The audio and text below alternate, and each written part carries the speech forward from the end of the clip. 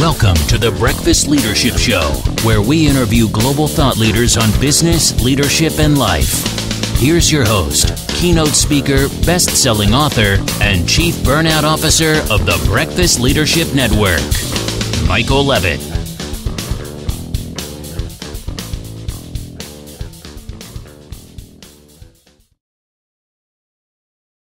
Welcome back. I've got Melanie Ho on the line. Melanie, how are you? Good. So happy to be here. Thanks for having me. I am thrilled to have you here. This is going to be a great conversation because you do something a little bit different in a space that obviously is getting a lot of attention. So why don't you share a little bit about you and then we'll dive right into the conversation. Great.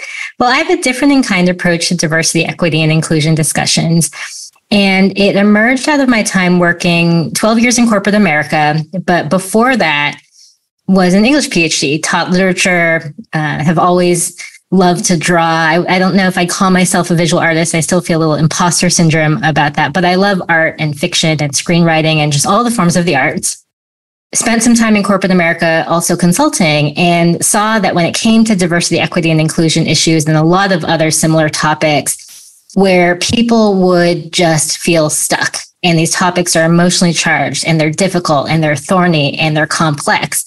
And so I actually ended up returning back to my roots in literature and in art, and now work with organizations using fiction and comics as a way to talk about DEI issues.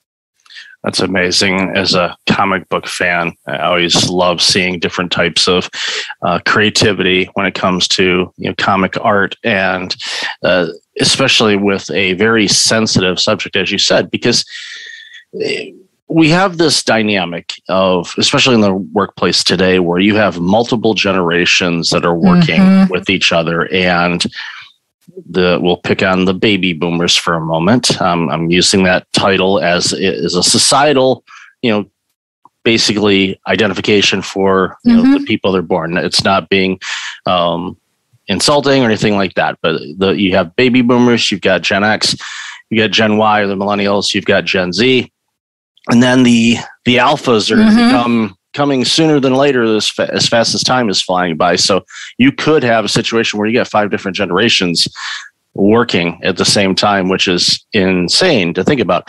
But every one of those generations have different situations and have come up with things differently, where, the older generation remember working in a time where it was pretty generic, and I'll use that as a loose term, generic as far as different types of backgrounds. There wasn't a lot. And now, because of the world, and we're a global world, there's different people from all over the planet that live and work in our neighborhoods and our countries, and it makes our country and our communities richer, makes the food so much better. Yep. I live in Toronto, and I split time between Toronto and San Diego, but I live in Toronto, and the food choices that I have are amazing. And I grew up in Detroit, which they had some too, but nowhere near what they do now, but not when I was growing up. So it just, when you bring in different cultures, you bring in different perspectives, different viewpoints, different experiences, different enlightening methodologies that come to the room, and it actually makes your organization stronger because you're looking at things from a variety of different perspectives, and that's a better way to serve the world. And organizations that have been proactive in creating environments where, as best as possible, they can naturally create a diverse but inclusive environment, those are the ones that continue to thrive. Absolutely. And I think generational differences in how different generations think about DEI is such a great place to start. My recently released book, Beyond Leaning In, Gender Equity and What Organizations Are Up Against, is actually a novel, and at the center of it is a little bit of a generational difference. The book tells the story of a fictional company, sort of a fictional case study where we go back and forth between the perspectives of male characters, female characters, different generations. But the CEO is a baby boomer.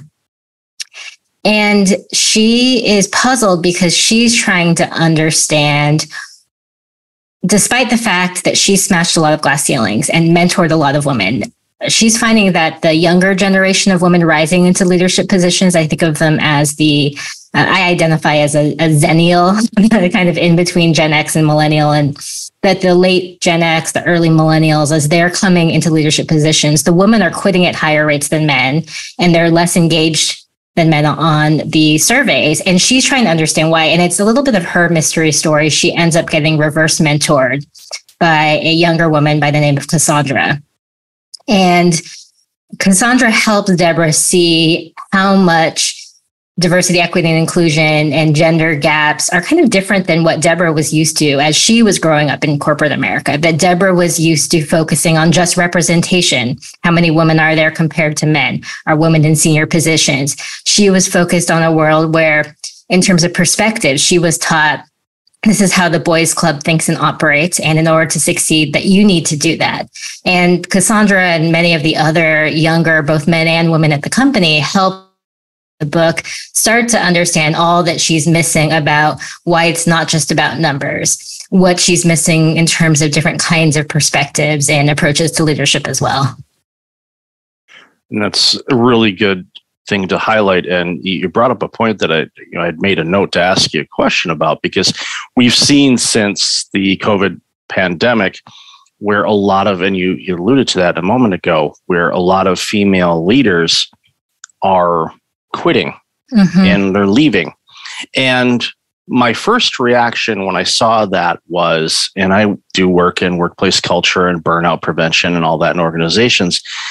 My first reaction to that is, and we saw it a lot in the press as well, as a step back, it's like, oh no, there's this movement that has happened, because if you look at the population of the world and North American working people, the demographics of it, there should be representation of not only women, but every culture and all of that.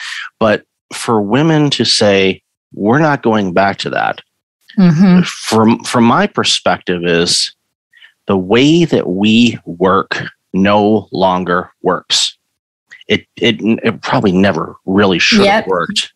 We need to redefine how we work, what work looks like, when we work, when we don't, and create this situation where it's healthy for these strong leadership individuals that are leaving. The knowledge loss and the quality of the products and services that exist today and will exist in the future are going to be dramatically impacted, because we are losing top talent because they don't want to work anymore. They're like, you know what? As much as I love making whatever they make, I'm a mom first and I'm staying home. And great, noble, I support that, but there should be a way where people don't have to make that choice.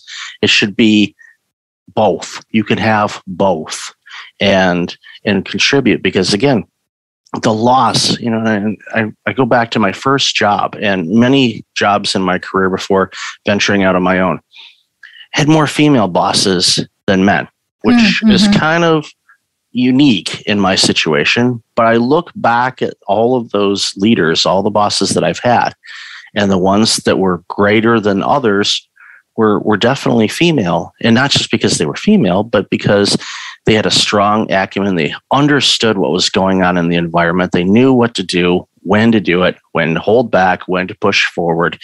And it made things so much easier. And I'm just thinking about organizations going, we're losing all this top talent. And because the environment is not healthy or conducive for them to be able to do the things that they want to do and work, but also live their life and raise a family and do things in life that they enjoy doing, because life goes by way too fast. We know that. And it saddens me. So love to hear your thoughts on that. Yeah, I love that you mentioned it's about the way that we work. And I think that's another area where I see generational differences really playing a big part. One of the comics I drew recently is a Venn diagram of the ways that traditionally women have valued behaviors at work and leadership at work. And the other circle is the ways that millennials and Gen Z and younger generations, what they value at work. And that actually there's this overlap, that when it comes to things, women have traditionally valued authenticity, work-life balance, these more human elements to leadership that you're talking about, and things that millennials, Gen Z, across all genders also value. We see this intersection.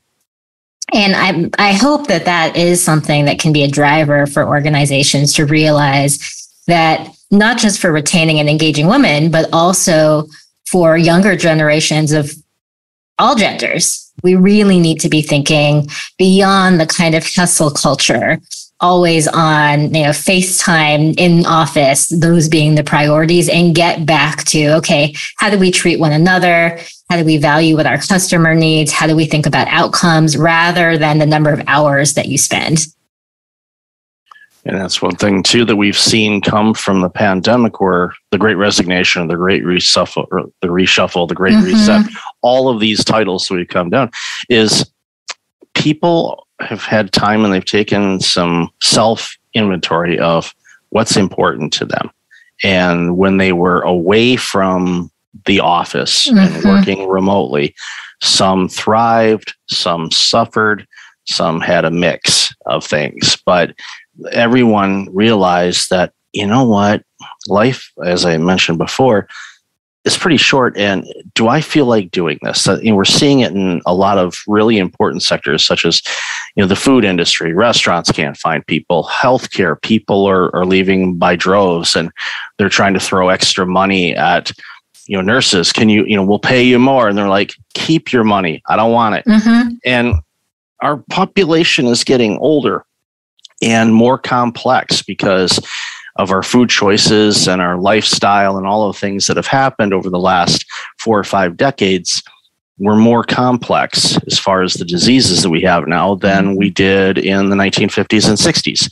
So that requires more healthcare. Typically, we need more healthcare people, not less. So throwing money to get people, extra money to bring, get somebody in is one thing, but you need to bring a lot more people in because the demand's going to be there. And I don't see, unfortunately, human race taking better care of themselves, so we don't need to lean so much on the healthcare system. I just don't see that happening because there isn't the motivation for it. Not from a healthcare standpoint, to be quite frank, because physicians and healthcare providers are compensated well to treat patients when they are ill. They are not compensated well for preventative. You switch that coin around, you'll notice something, because you'll be getting messages from your healthcare provider. Please come in. It's time for this and this and this and this and this and this. And okay, let's review what you're eating. Okay, let's have you do a food intolerance test. All these things that can get you a better idea of how to live a better lifestyle for yourself. And just there isn't the motivation for it. And it's sad because it's just going to make things even harder on the system and for people. And again, more talent that's just saying, you know what, I'm not going to go work as a nurse. I've figured out how to budget well. I'm just going to be a cashier at, you name the retail store that doesn't sponsor my show, so I won't give them any credit. But at the end of the day, it puts a wrinkle, and I think it's going to make DEI initiatives harder, because if people can't recruit people in the first place, how are they going to be able to recruit with a diversity and equity and inclusion mindset when they can't find people to work?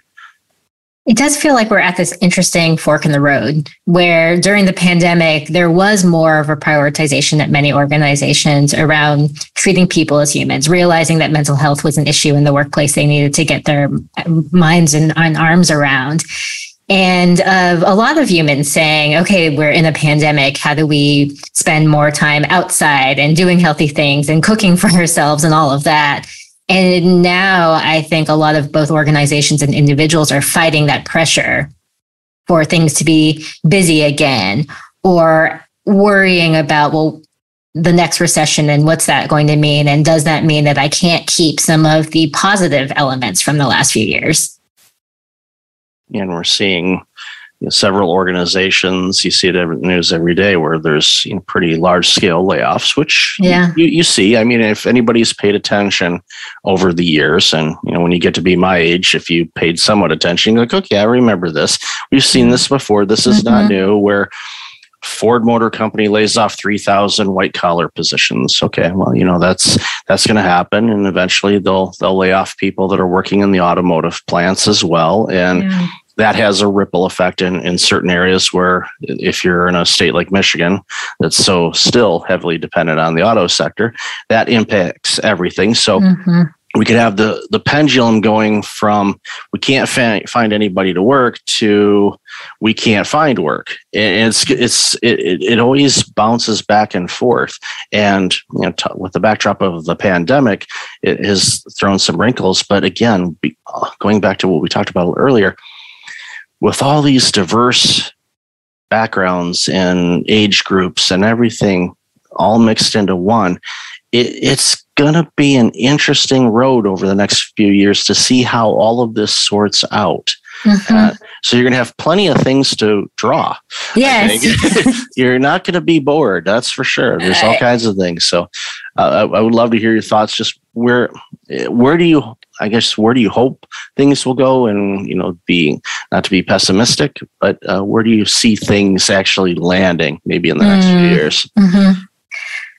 Well, I mean, all of this is just so dizzying, right? And I empathize with anybody running any kind of organization of any size, because trying to figure out all the complexities around right now. Yes, we have a labor market where a lot of people can't find jobs and a lot of places can't fill jobs fast enough. And where are all of the mismatches and so many things that I think all the labor economists and historians will be writing about for years to come. And what does that mean then for someone who's just trying to get their job done as a manager or leadership, getting more done with less, more demands, more complexity to manage? And so I spend a lot of time both drawing comics about these issues, but also using the comics to help leaders and organizational teams actually draw their own comics. I think people often have this sense of being intimidated by the act of drawing, because somehow, when we're kids are always drawing, right? And if you ask a kid who's learning their alphabets, they'll actually say that they're drawing their letters. They don't see a difference between writing and drawing. All of it is just creating and expressing themselves. And then we get older and someone tells us that we can't draw, or in our head, we start to compare to things we see framed on the wall and we think we can't draw anymore. But drawing is actually a really great way to activate our creativity, to get beyond our usual walls, to just think differently, to process complex information. And so I've been spending a lot of time with leadership teams, just really not only talking about my comics, which is fun, but having them draw their own as a way to process what's going on. And what excites me when I see people's drawings is that I think there's this real desire to come up with bolder solutions to how they do their work, and that people are just hungry for solutions that will last, that aren't just short term. And so that's when I'm having my optimistic days, and let's face it, in 2022, we all have pessimistic days and optimistic days. But on my optimistic days, I think about these leaders who you just give them a crayon or a marker and they start to draw and they want to think big because they know we can't go back to what things were like before. I love that you do that with teams. And, my common comment of people asking me, can I draw? It's like, I can't draw a stick figure if you spot me the sticks. So, but I'm better than that. I can. It's I know. It's just, and I've seen enough, watched enough videos of comic artists and how they draw the faces and all of that. It's pretty complex. Like, okay, I see they drew this oval. And the next thing you know, it's like, oh, wow, that's a character with facial features and wrinkles and eyes and nose. And it's like, how'd that happen? It's like, go rewind the video, Mike, and you'll see it. You watched it. But sometimes for people, that self-talk gets in your head. But one thing you mentioned before you wrap up is, I love the fact that, the people you're working with, and you're sensing that people want bolder solutions. And I sense that too with people that I talk with. And even though everyone's frustrated about the job situation, the economy, inflation, war, all the things that are going on, there's this underlying desire to, we can do better. Let's do better. How do we do that? And hopefully in organizations, they're creating an incubator to allow those thoughts to flourish and come out, and eventually you'll get there. And I think that's what's so important for all the organizations out there. So, Melanie, I've loved this conversation. Where can people find out more about you and this amazing work you're doing? My website, probably always a good first stop, www.melanieho.com. I know all of this will be in the show notes, so I don't even know why I'm saying this. Y'all can go into the show notes, my website, Instagram, LinkedIn, Twitter, Facebook. I am one of those people that replies to every single message I receive. So always love to hear from folks. You can go to any of those social media channels and find out more about my book, Beyond Leaning In, see dozens of comics I've drawn, and find out more about my workshops too. That's awesome. And yes, I'll definitely have all that in the show notes. So Melanie, thank you again for the work you're doing. It's really important, and continued success in everything you're doing. Yeah, it's been great talking to you. Thanks. Thanks for listening to the Breakfast Leadership Show, part of the Breakfast Leadership Network. Visit breakfastleadership.com for tips on empowering your business and your life.